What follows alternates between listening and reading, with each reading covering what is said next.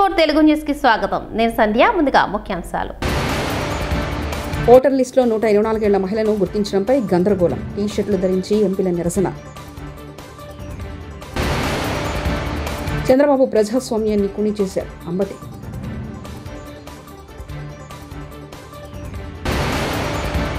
ఇద్దరం అన్నాదమ్ములుగా ఉన్నామని పార్టీలో తీసుకున్నప్పుడు తెలియదా? రాజగోపాల్. నాగార్జున సాగర్కు పెరిగిన వరద 16 గేట్లు ఎత్తి నీటి విడుదల. బీహార్ రాష్ట్రంలో ఓటర్ జాబితా పెద్ద దుమారం చెలరేగుతుంది. కారణం ఏమిటంటే ఓ 124 ఏళ్ల వృద్ధ మహిళ మింతాదేవి పేరు ఓటర్ జాబితాలో కనిపించడమే. అది తెలిసిన ఇండియా కూటమి నేతలు కేంద్ర ప్రభుత్వాన్ని, ఎన్నికల కమిషన్ను గట్టిగా ప్రశ్నిస్తున్నారు. ఈ క్రమంలోనే ఈ వివాదంపై ప్రతిపక్షాలు ఈరోజు వినూత్నంగా తమ నిరసన వ్యక్తం చేశాయి. మింతాదేవి ఫోటో ఉన్న టీ-షర్ట్లు, వాటిపై 124 నాట్ అవుట్ అని రాసి ఉన్న వాటిని ధరించి నిరసనలో పాల్గొన్నారు.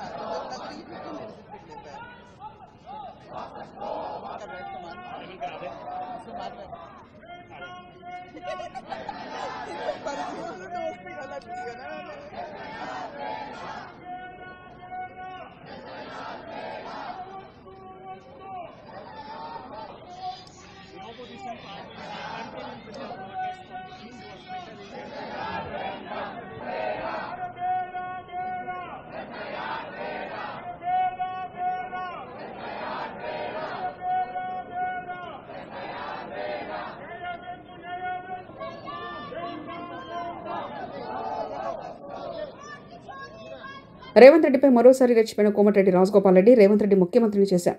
మహబూబ్ నగర్కు ముఖ్యమంత్రిని ఇచ్చారు. ఖమ్మం జిల్లాలో 9 మంది ఎమ్మెల్యేలకు 3 మంత్రులున్నారు. 11 మంది ఎమ్మెల్యేలున్న నల్గొండ జిల్లాకు 3 మంత్రులుంటే తప్పేంటి?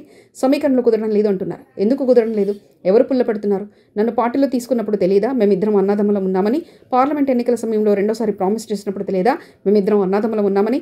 ఇద్దరం అన్నదమ్ములం సమర్థమే కదా, గట్టోలమే కదా, ఇద్దరు మంత్రులైతే తప్పేంటి అంటూ వ్యాఖ్యానించారు. ఒడ్డు దాటినాక ఓడమల్ల పొడు దానిలో గోడమల్ల అన్నట్టుంది.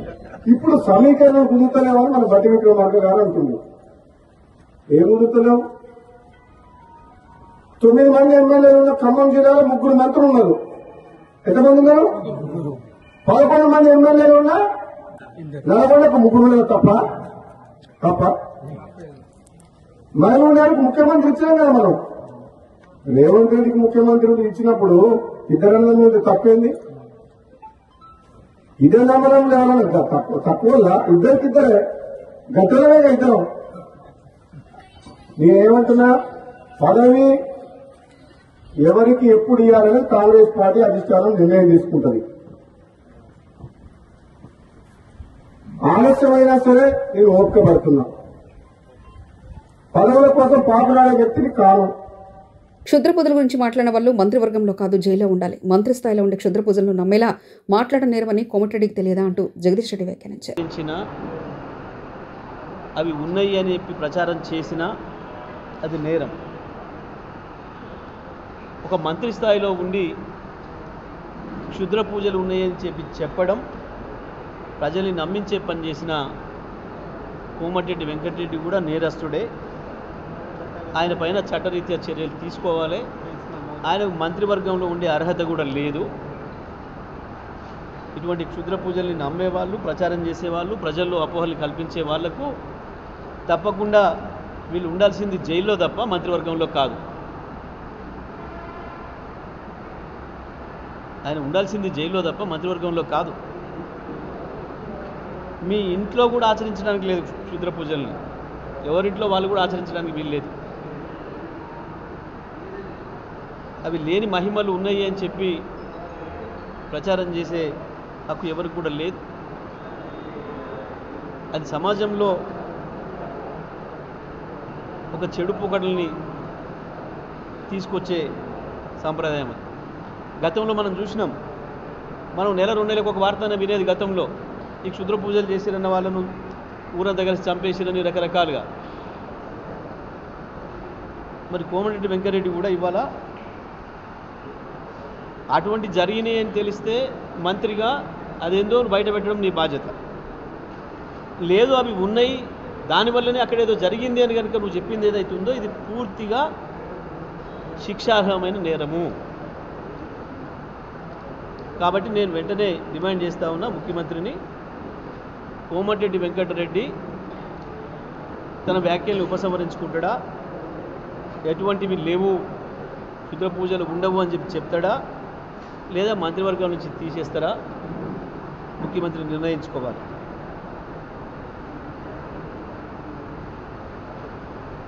నాగార్జునసాగర్ జలాశయానికి వరద ప్రవాహం పెరిగింది. దీంతో అధికారులు 16 క్రస్ట్ గేట్లను 5 అడుగుల మేర తెరిచి నీటిని దిగువకు వదులుతున్నారు. ఈ ప్రాజెక్టు 1,77,173 క్యూసెక్ల వరద రావడంతో స్పిల్వే ద్వారా 1,28,768 క్యూసెక్ల నీటిని విడుదల చేస్తున్నారు. సాగర్ ప్రస్తుత నీటి మట్టం 589 అడుగులుగా ఉంది.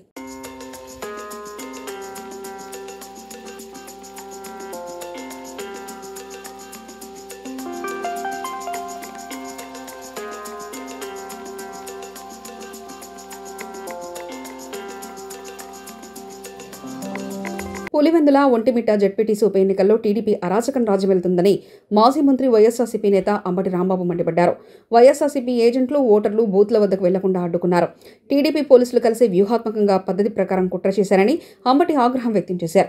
పులివెందుల ఒంటిమిట్టలో టీడీపీ అరాచకాలపై ఎస్ఈసీ వైఎస్ఆర్సీపీ నేతలు ఫిర్యాదు చేశారు. అనంతరం మీడియాతో మాట్లాడారు. తెలుగుదేశానికి చెందినటువంటి కార్యకర్తలనండి, రౌడీలనండి వచ్చి క్యూలో నిలబడి పులివెందుల్లో ఓట్లు వేస్తున్నటువంటి దృశ్యాలు మనం చూస్తున్నాం.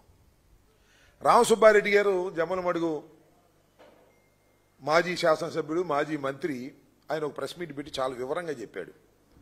ఫోటోలు కూడా రిలీజ్ చేశాడు. ఇదిగో ఈ ఓటు వేస్తున్నవాడు పులివెందుల్లో పలానా గ్రామంలో ఓటు వేస్తున్న వ్యక్తి ఆ ప్రాంతపు వ్యక్తి కాదు, మా జమ్మలమడుగు నుంచి వెళ్ళిన పలానా సుబ్బారావు అని చెప్పాడు. ఇంతకన్నా సాక్ష్యాధారాలు ఏం కావాలని అడుగుతా ఉన్నా. పులివెందుల్లో ఉన్నటువంటి 10,601 ఓట్లలో మరి ఎన్ని పోలైనయో సాయంత్రానికి తెలుస్తుంది, కానీ మోర్ దాన్ 50% పక్క గ్రామాల నుంచి, అంటే ఆ సెగ్మెంట్లో లేనటువంటి ఓటర్లు వచ్చి తమ ఓటు హక్కును వినియోగించుకున్నారు. అంటే పులివెందుల సెగ్మెంట్లో ఉన్నటువంటి వారు ఓటు హక్కును వినియోగించుకోలేకపోయారు. ఇది జరుగుతున్నటువంటి విధానం. దీనికి ప్రధానమైన కారణం ఏంటంటే పోలీసు యంత్రాంగం. పోలీసు యంత్రాంగం ఏం చేస్తున్నారంటే వైసీపీకి సంబంధించినటువంటి నాయకులు ఎవరిని కూడా బూతుల దగ్గరికి వెళ్ళకోకుండా చేసేటటువంటి కార్యక్రమం, ఇంక్లూడింగ్ జడ్పీటీసీగా పోటీ చేస్తున్నటువంటి పులివెందుల అభ్యర్థిని కూడా తిరిగే ప్రశ్న లేదు. ఒక విచిత్రమైన విషయం ఏంటంటే పొద్దున మా పార్లమెంటు సభ్యులు అవినాష్ గారిని అరెస్ట్ చేశారు. పొద్దున అరెస్ట్ చేసి ఎక్కడ తీసుకెళ్తున్నారో తెలియదు, కారు ఎక్కించుకు తీసుకెళ్లారు. తిప్పే కార్యక్రమం అంతా చేశారు. తిప్పిన తర్వాత అక్కడ ఎర్రగొండలో అక్కడ మా సుధీర్ రెడ్డి గారు మాజీ ఎమ్మెల్యే గారి కంట పడింది. ఏందండి అన్యాయం, ఎక్కడికి తీసుకువెళ్తారు కారులో మీరు, ఆయనకి సర్వైకల్ స్పాండిలోసిస్ ఉంది, దానికోసం మీరు కారులో తిప్పుతూ ఉంటే ఆరోగ్యం దెబ్బతినిద్దని అడ్డగిస్తే అక్కడి నుంచి ఆయన ఇంటికి తీసుకెళ్లారు. ఆయన ఇంటికాడ కూర్చోబెట్టారు. మళ్ళీ తర్వాత వదిలేశారు. మళ్ళా వచ్చేసి పులివెందులో తన ఆఫీసులో కూర్చున్నాడు, వైఎస్ఆర్ కాంగ్రెస్ పార్టీ ఆఫీసులో. ఇందులో మన గురువు గారు వెళ్ళాడు. గురువుగారు తెలుసుగా, పత్యాపారం చేసే గురువు గారు, డిఐజీ గారు, వీళ్ళు అక్కడ కూర్చున్నాడు. ఇక్కడేమో ఘోరంగా పక్క నియోజకవర్గాల నుంచి ఓటర్లు కాని వారు వచ్చి ఓట్లు వేస్తుంటే వారి గురించి పట్టించుకోకుండా అవినాష్ రెడ్డి గారి దగ్గరికి వెళ్ళి కూర్చున్నాడు. సాయం దాకా కూర్చుంటా అంటే అక్కడ ఎందుకో మరి దేనికోసం కూర్చుంటాడో నాకు అర్థం కాల. 2 సెగ్మెంట్స్లోనూ ఆయన పరిధిలో ఉన్నటువంటి 2 సెగ్మెంట్స్లోనూ విచ్చలవిడిగా దొంగ ఓట్లు వేస్తున్నారు. పోలీసులందరికీ చెప్పేసినట్టున్నాడు కవాయి నుంచి కింద దాకా. ఇవాళ వరకు మీరు కాకి దుస్తులు వేసుకున్నామని మర్చిపోండి, ఇవాళ తెలుగుదేశం దుస్తులు వేసుకున్నట్టుగా గుర్తుపెట్టుకోండి. అందువల్ల ఎవరైతే వైసీపీ ఓటర్ అనుకుంటాడో వాడు రాని మాకండి, ఎవడైతే తెలుగుదేశానికి ఓటేస్తాడు అనుకుంటాడో వాడిని తీసుకెళ్ళి మర్యాద చేసి ఓటేసేయండి, వాడు ఓటర్ కాకపోయినా సరే అనేటువంటి పద్ధతుల్లో డిఐజీ ప్రవీణ్ కోయా ప్రవీణ్ గారు తెలుగుదేశం పార్టీ ఏజెంటుగా, తెలుగుదేశం పార్టీ కార్యకర్తగా ఎన్నిక జరిపే కార్యక్రమం చేస్తున్నారంటే ఇంతకన్నా సిగ్గుచేటు ఈ ప్రజాస్వామ్యంలో ఏమైనా ఉందా అని అడుగుతా ఉన్నా.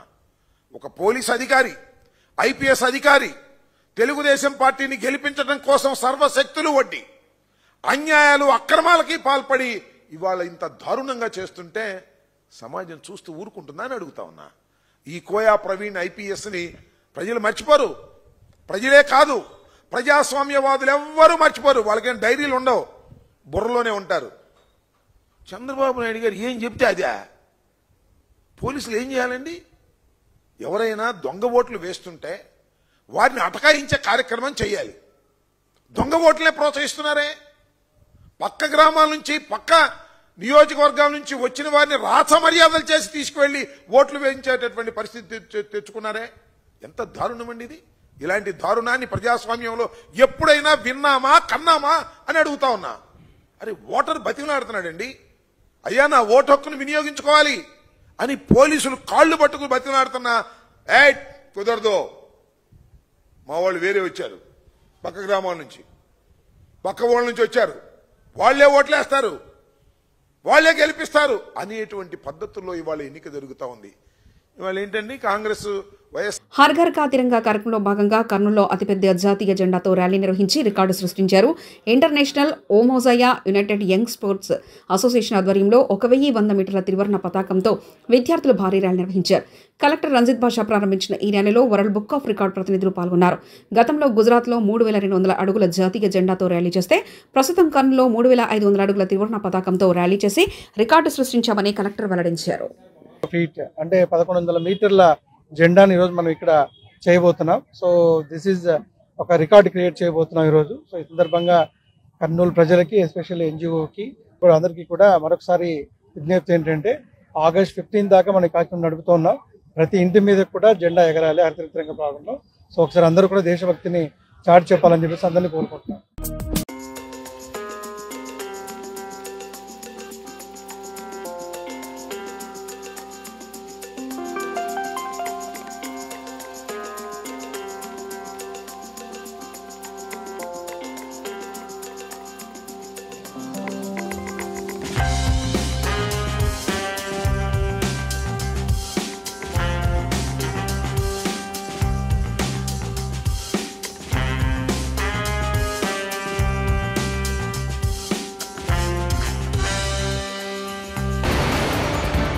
ఓటర్ లిస్టులో 124 ఏళ్ల మహిళను గుర్తించడంపై గందరగోళం. టీ-షర్ట్లు ధరించి ఎంపీల నిరసన.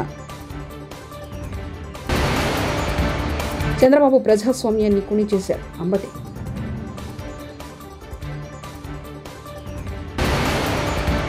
ఇద్దరం అన్నాదమ్ములుగా ఉన్నామని పార్టీలో తీసుకున్నప్పుడు తెలియదా? రాజగోపాల్.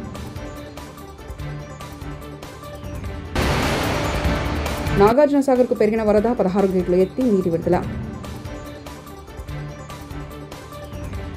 TS4 తెలుగు న్యూస్ ఇంతటితో సమాప్తం. చూస్తూనే ఉండండి TS4 తెలుగు ఛానల్.